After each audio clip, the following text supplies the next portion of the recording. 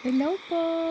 Magandang araw! Ngayon po ay itutur ko kayo sa aming vineyard. Welcome to the Basich Vineyard!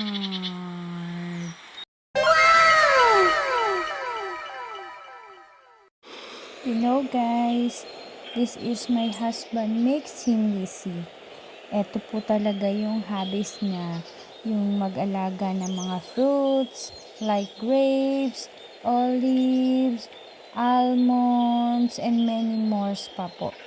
So, malawak po yung lupa nila dito na taniman.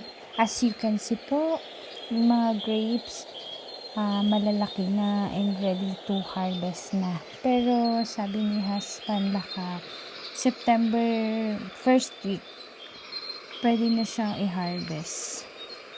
So, napakasipag naman po talaga ng aking husband.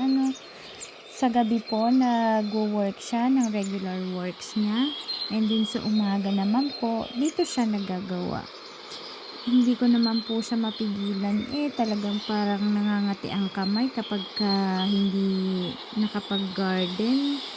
So, ayun, nagbubunga naman po ang kanyang pagiging masipag. At ito, marami na naman pong mabibentang grapes. Yung iba po, ginagawang wine. At yung balat naman po ng grapes, pwede po siyang gawing brandy. So, sila husband po, merong machine sa bahay para makagawa siya ng brandy. And pwede din siyang ibenta sa market. Shoutout po kay husband na napakasipag after ng work.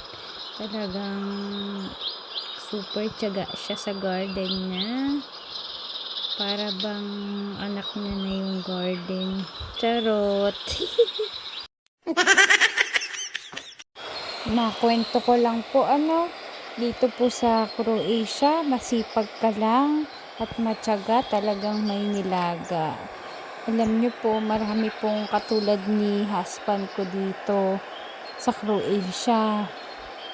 Yung mga single, tapos nagfa-farm na lang sila. Wala talaga silang kasama sa buhay. Tapos yung iba, mga maraming tupa. So, yun na lang yung nagiging hobby nila. And happy naman sila.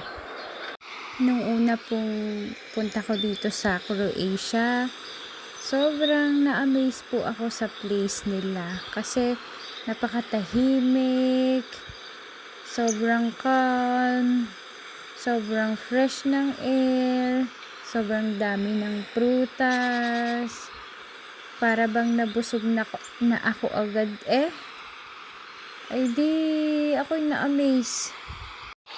At dahil nga po na-amaze ako sa napakaganda nilang place, tapos ang babait pa po ng pamilya ni Sinisha. So, na-fall in love po ako sa kanila.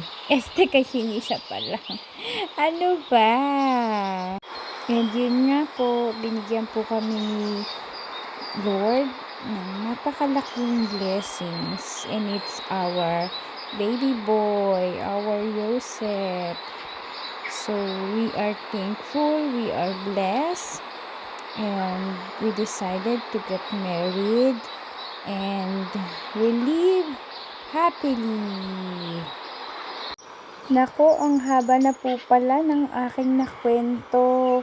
Pero maraming salamat po sa aking mga followers, viewers, sharers, to my family, to my friends. And sana po ay hindi po kayo magsawa na manood po ng aking vlogs. Maraming salamat po. Thank you for watching.